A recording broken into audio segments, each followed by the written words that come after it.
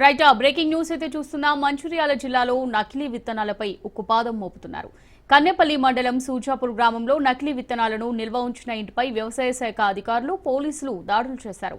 సుమారు 3,50,000 విలువ గల 140 కిలోల నకిలీ పత్తి విత్తనాలను అధికారులు సీజ్ చేశారు.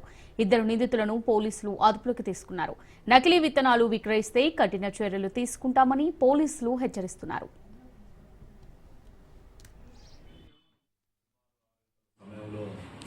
ఎస్ఐ గారు అండ్ అగ్రికల్చర్ ఆఫీసర్ సాయి ప్రశాంత్కు సుర్జాపూర్ విలేజ్లో ఇంట్లో నిషేధిత పత్తి విత్తనాలు ఉన్నాయనే ఇన్ఫర్మేషన్లో భాగంగా agriculture AO Prashant, Kannepalli SI Gangarao వాళ్ళ యొక్క సిబ్బందితో పోయి ఆ ఇంట్లో చెక్ చేస్తే సుమారు 140 కేజీల నిషేధిత పత్తి విత్తనాలు దొరకడం జరిగింది.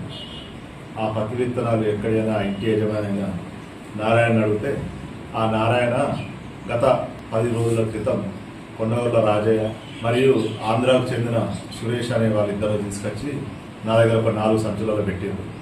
అవి ఈరోజు మరి ఏం చేద్దామని నేను కొండగొల్ల రాజయ్యను పిలిపిస్తే అవి బయటికి తీద్దామనే టైంకు పోలీసు వాళ్ళు వచ్చి పట్టుకున్నారు. దాని విలువ 3,50,000 రూపాయలు దాని కాస్ట్. దయచేసి రైతులు అర్థం చేసుకోవాలి. ఈ నకిలీ పత్తి విత్తనాలు వాడడం వల్ల సారవంతం ఖరాబ్ అవుతుంది, భూములు ఖరాబ్ అవుతాయి, హెల్త్ ప్రాబ్లమ్స్ వస్తాయి జనాలకు. దయచేసి ఇవి వాడకుండా గవర్నమెంట్ ఇష్యూ చేసినవి వాడి హెల్త్ పాడు కాకుండా మీరు కూడా రైతులు కూడా నష్టపడకుండా ఉండాలని ఇలాంటి వాళ్ళ దృష్టికి వస్తే మాకు కానీ అగ్రికల్చర్ ఏవో కానీ ఇన్ఫర్మేషన్ ఇస్తే మేము రైడ్ చేసి పట్టుకుంటాం.